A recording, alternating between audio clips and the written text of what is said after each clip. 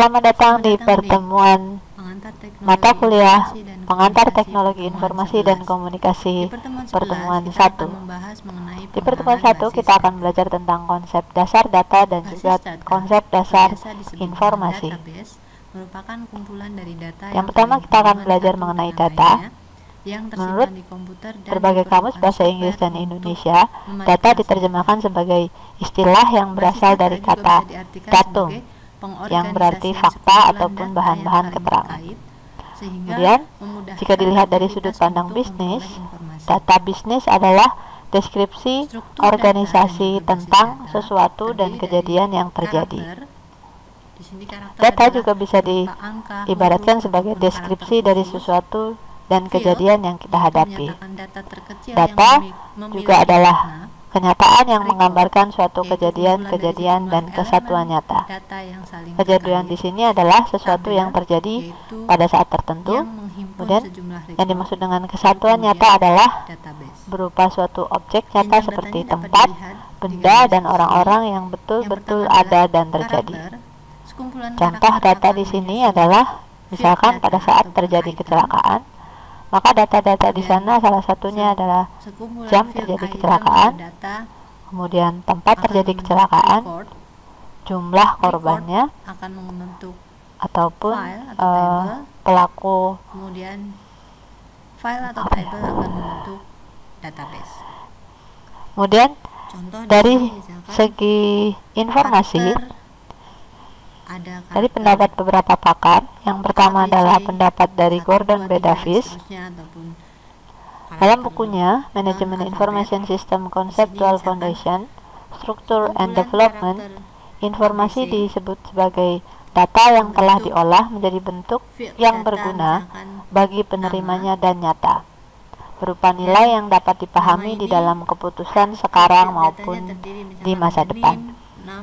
Kemudian menurut Barry E. Cushing, dalam buku Accounting Information System and Business Organization, beliau mengatakan bahwa informasi merupakan sesuatu yang menunjukkan hasil pengolahan data yang diorganisasi dan berguna kepada orang yang menerimanya. Kemudian menurut Robert N. Anthony dan John Durden dalam buku Management Control System, informasi disebut sebagai suatu kenyataan, data, item yang menambah pengetahuan bagi penggunanya. Kemudian dalam buku Accounting Information System Concept and Practice, Stephen A. Muskow menyebutkan bahwa informasi merupakan kenyataan atau bentuk-bentuk yang berguna yang dapat digunakan untuk mengambil keputusan bisnis. Sebuah data tidak akan dirasakan kegunaannya jika tidak diolah, dan sebuah data jika sudah diolah maka dia akan disebut sebagai sebuah informasi. Kemudian di dalam informasi sendiri terdapat siklus informasi, di mana di sini diawali dari data dimasukkan ke dalam model. Kemudian data tersebut diproses, yang umumnya memiliki urutan proses tertentu dan pasti. Setelah diproses, data itu akan menghasilkan informasi yang bermanfaat, baik itu bagi penerimanya.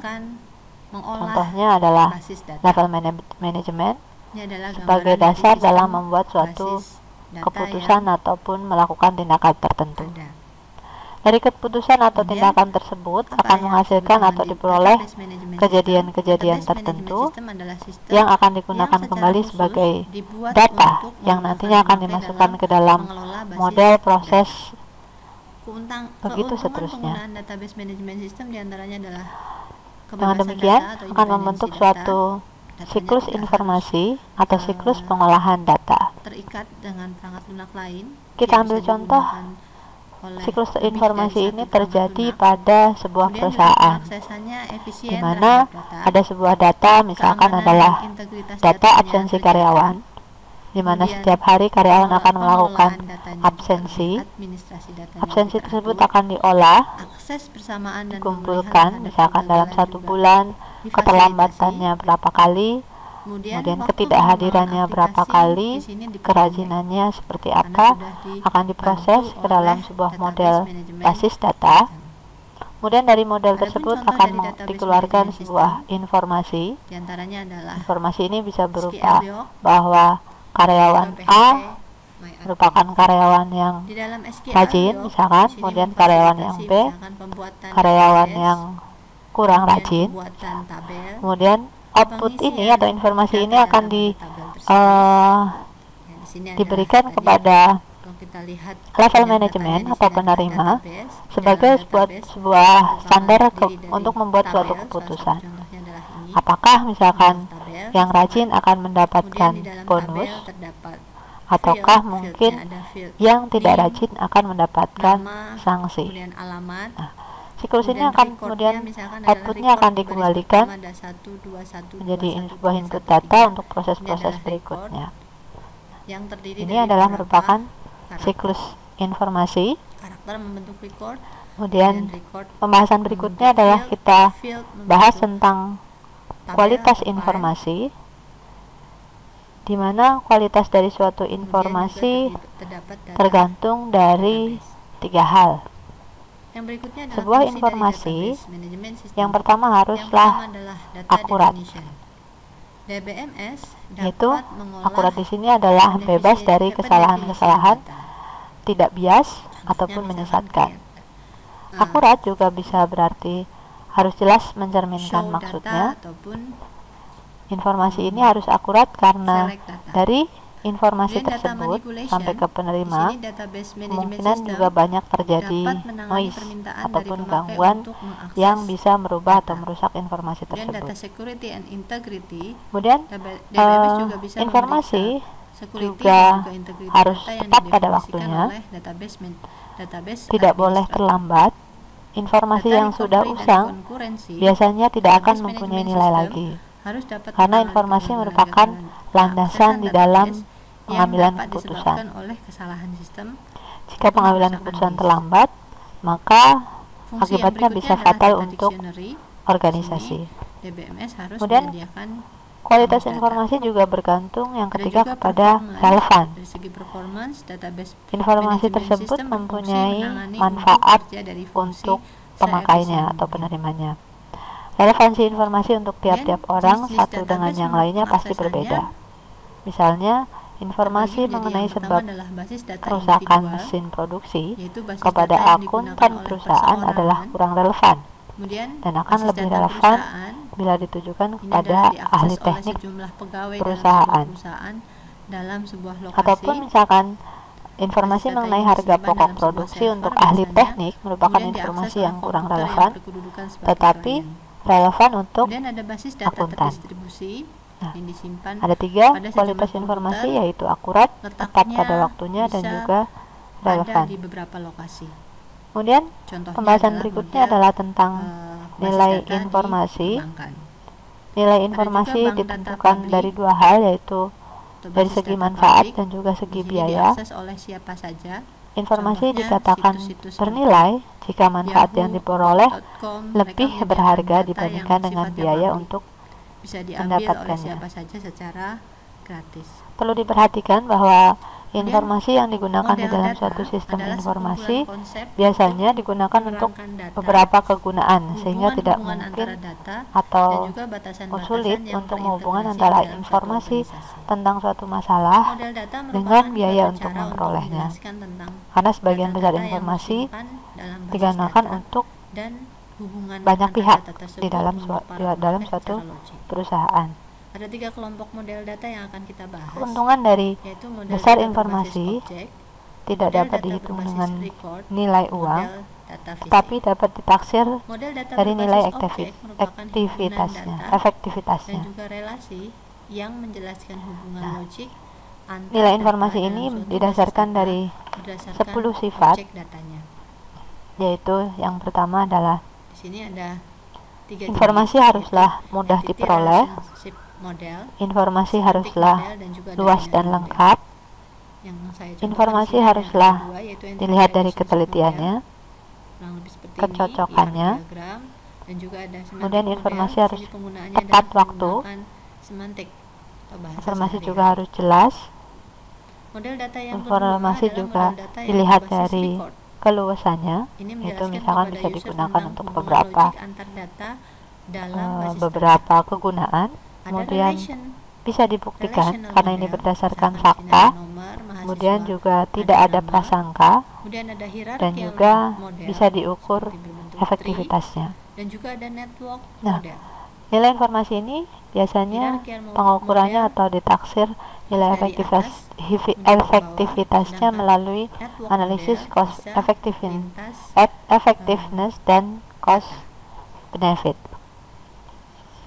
Kemudian model yang ketiga adalah model data Yang berikutnya berbasis adalah fisik. tentang, Ini digunakan untuk menjelaskan setelah kita kepada bahas pemakai tentang bagaimana informasi data-data dan dalam juga data, sebuah basis data kita bahas disimpan tentang dalam media konsep penyimpanan secara dasar fisik sistem.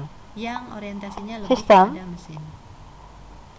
Kemudian bisa ada yang diibaratkan disebut dengan sebagai data mining. kumpulan dari Data unsur mining ini merupakan ataupun elemen-elemen software yang ditujukan yang untuk saling berkaitan, mengidentifikasi berinteraksi, tren dan juga ataupun saling pola yang mempengaruhi terdapat dalam pada melakukan himpunan data yang kegiatan sangat banyak bersama, dengan sedikit masukan di dari mana pemakai. di sini untuk mencapai suatu tujuan Biasanya tertentu. output yang dihasilkan dari data Contohnya mining adalah sistem disajikan komputer. dalam bentuk visual, baik itu grafik Elemen-elemennya ataupun adalah diagram. software, Penyajian hardware, informasi ataupun secara grafis firmware. dalam hal ini membantu Menurut pendapat mengambil beberapa keputusan ahli, untuk yang memicu pertama adalah namanya menurut sense Gary of Fitzgerald, analysis ataupun sistem adalah pola jaringan visual kerja tertentu. dari prosedur-prosedur Oleh yang sebab saling itu, berhubungan, dasar-dasar berkumpul prompting bersama bagi untuk penyaji melakukan informasi suatu menjadi kegiatan poin yang cukup penting ataupun untuk menyelesaikan suatu dikuasai dalam sasaran penerapan tertentu. data mining.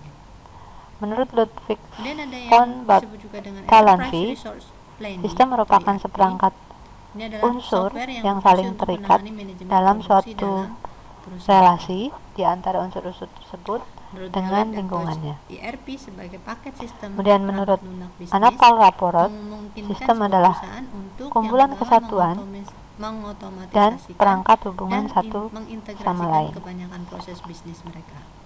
Yang kedua, Yang berikutnya perusahaan menurut juga L. bisa berbagi Akov, data yang sistem umum adalah dan praktis setiap dalam kesatuan keseluruhan perusahaan. yang secara konseptual Yang ataupun ketiga, fisik perusahaan terdiri dari menghasilkan dan juga bagian-bagian mengakses informasi dalam keadaan di saling dalam tergantung lingkungan satu waktu sama yang lainnya. Kita bisa Yang terakhir ibaratkan adalah kita kenal dengan struktur di bagian query tubuh language kita atau SQL. banyak Ini sekali adalah sistem, bahasa contohnya yang adalah digunakan sistem untuk pernafasan, mengakses basis data yang tergolong sistem relasional. pencernaan, di mana di sana Contohnya, terdiri untuk dari SQL beberapa adalah select bagian-bagian untuk memilih data, yang memang insert saling mempengaruhi menambah dalam data, melakukan update kegiatan untuk menambah data, bersama, delete di mana di situ ditujukan hapus untuk data, create untuk mencapai membuat suatu data, tujuan tertentu. drop untuk menghilangkan Kemudian data, karakteristik grant dan revoke atau ciri-ciri untuk dari sistem. membuat ataupun menghilangkan hak Ini adalah akses gambar sebuah karakteristiknya. Yang pertama, sistem user. mempunyai Kemudian adalah komponen, pembahasan kita mengenai yaitu terdiri dari sejumlah basis komponen yang saling berinteraksi, kita akhiri bekerja pertemuan sama, membuat suatu ini. kesatuan. Sampai jumpa Kemudian di yang pertemuan kedua, berikutnya. sistem mempunyai boundary atau batasan sistem. Batas sistem merupakan daerah yang membatasi antara suatu sistem dengan sistem lainnya atau dengan lingkungan lainnya. Yang berikutnya ada yang disebut dengan lingkungan luar sistem atau environment. Segala sesuatu yang di luar dari batas sistem dan juga mempengaruhi operasi dari suatu sistem, maka itu disebut dengan lingkungan luar sistem. Kemudian ada nanti yang disebut dengan interface, yaitu penghubung sistem, di mana interface merupakan media penghubung antara satu subsistem dengan subsistem yang lainnya. Kemudian yang berikutnya ada masukan sistem atau input. Ini adalah energi yang dimasukkan ke dalam sistem. Bisa berupa maintenance input atau masukan perawatan, ataupun signal input atau masukan sinyal. Maintenance input adalah energi yang dimasukkan supaya sistem tersebut bisa beroperasi, sedangkan signal input adalah energi yang diproses untuk didapatkan keluaran. Contoh, program adalah maintenance input yang digunakan untuk mengoperasikan komputernya, dan data adalah sinyal input untuk diolah menjadi informasi. Kemudian ciri-ciri dari sebuah sistem juga memiliki proses, yaitu bagian yang memproses masukan untuk menjadi keluaran yang diinginkan. Sistem juga mempunyai output. Output merupakan hasil dari energi yang diolah oleh sistem. Dan yang terakhir, sistem juga memiliki goal atau tujuan. Sistem-sistem pasti mempunyai tujuan ataupun sasaran yang mempengaruhi input yang dibutuhkan ataupun output yang dihasilkan. Ya, jadi ciri-ciri sistem tadi adalah mempunyai komponen atau bagian-bagian sistem, mempunyai batasan sistem, mempunyai lingkungan luar sistem, mempunyai interface atau penghubung sistem, mempunyai masukan sistem, mempunyai pengolah sistem atau proses, mempunyai keluaran sistem, dan yang terakhir adalah mempunyai tujuan sistem.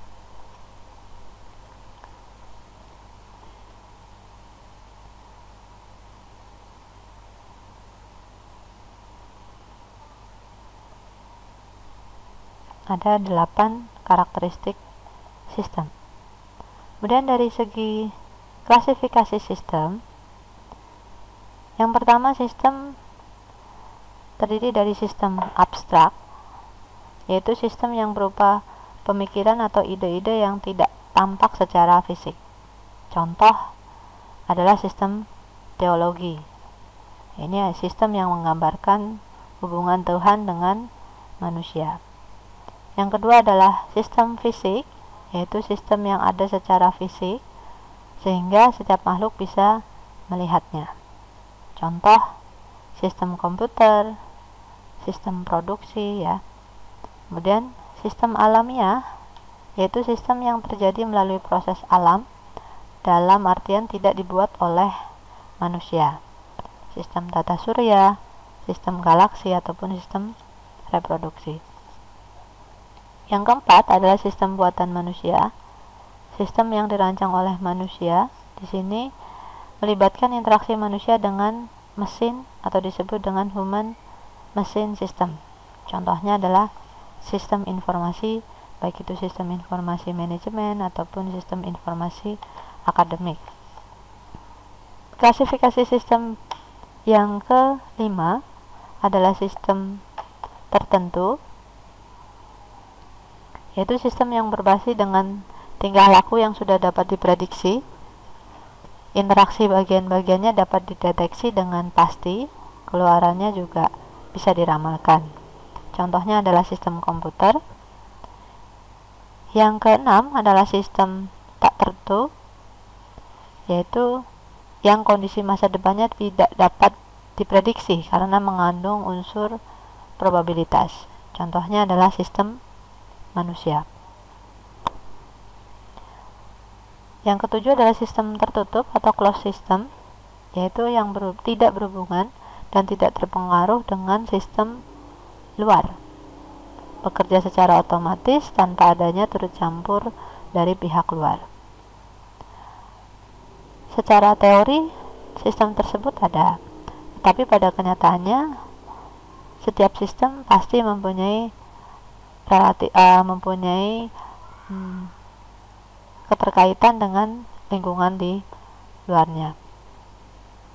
Kemudian yang terakhir adalah sistem terbuka atau open system, yaitu sistem yang berhubungan dan terpengaruh dengan lingkungan luarnya, atau biasa disebut juga dengan sistem terotonisasi. Nah, sistem juga mempunyai beberapa macam pengendalian. Yang pertama adalah sistem pengendalian umpan balik. Ini adalah proses mengukur keluaran dari sistem yang dibandingkan dengan suatu standar tertentu. Ya, jika ada perbedaan atau penyimpangan, kemudian akan dikoreksi untuk memperbaiki masukan sistem selanjutnya. Kemudian ada juga pengendalian sistem umpan maju atau feed forward control system, disebut juga umpan balik positif. Di sini akan mendorong proses dari sistem supaya menghasilkan hasil balik yang positif. Pengendalian dilakukan setelah keluaran dihasilkan. Agar keluaran bisa dihasilkan, maka pengendalian tidak boleh diukur dari keluarannya, tetapi diukur dan dikendalikan dari prosesnya. Contohnya adalah pada sistem akuntansi untuk perencanaan kas. Kemudian sistem pengendalian pencegahan atau preventive control system, ini adalah mengendalikan sistem di muka sebelum proses dimulai dengan mencegah hal-hal yang merugikan untuk masuk ke dalam sistem. Di sini adalah sistem pengendalian intern, di mana kebijaksanaan, metode, dan prosedur di dalam sistem pengendalian intern dimaksudkan untuk mencegah hal-hal yang tidak baik yang mengganggu masukan. Yang terakhir, kita bahas tentang siklus hidup dari sistem. Yang pertama, sistem adalah mengenali kebutuhan sistem. Sebelum segala sesuatunya terjadi, biasanya kebutuhan atau masalah harus bisa dikenali. Kebutuhan bisa terjadi sebagai hasil perkembangan dari organisasi ataupun volume yang meningkat melebihi kapasitas. Kemudian, kebutuhan ini harus dapat didefinisikan dengan jelas. Tanpa adanya kejelasan, maka pembangunan sistem akan kehilangan arah dan efektivitasnya. Yang kedua, setelah mengenali kebutuhan adalah pembangunan sistem. Proses atau seperangkat prosedur harus diikuti untuk menganalisis kebutuhan yang timbul dan membangun suatu sistem untuk dapat memenuhi kebutuhan tersebut. Yang ketiga, pemasangan sistem. Setelah tahap pembangunan selesai, kemudian sistem dioperasikan. Ini adalah tahapan yang penting untuk dalam daur hidup sistem. Dari pembangunan menuju operasional merupakan langkah akhir dari suatu pembangunan sistem. Pengoperasian sistem, ini program-program komputer dan prosedur pengoperasian yang membentuk sistem informasi bersifat statis, kemudian organisasinya ditunjang oleh sistem informasi yang tadi. Di sini, pengoperasian selalu mengalami perubahan-perubahan karena pertumbuhan kegiatan bisnis, baik itu perubahan peraturan, kebijaksanaan, ataupun kemajuan teknologi. Untuk memperbarui kebijakan tersebut, sistem harus diperbaiki ataupun diperbarui. Nah, perubahan yang terjadi biasanya begitu cepat atau begitu drastis, sehingga tidak dapat diatasi hanya dengan melakukan perbaikan pada sistem yang berjalan. Tapi, secara ekonomis dan teknis, sistem tersebut sudah tidak layak lagi untuk dioperasikan dan sistem yang baru perlu dibangun untuk menggantikannya. Ya, jadi ini adalah siklus hidup sistem, di mana yang pertama, ketika akan membangun sebuah sistem, kita harus mengenali kebutuhan dari sistem yang akan kita bangun. Kemudian yang berikutnya adalah membangun sistem tersebut, kemudian memasang sistem, kemudian mengoperasikan sistem.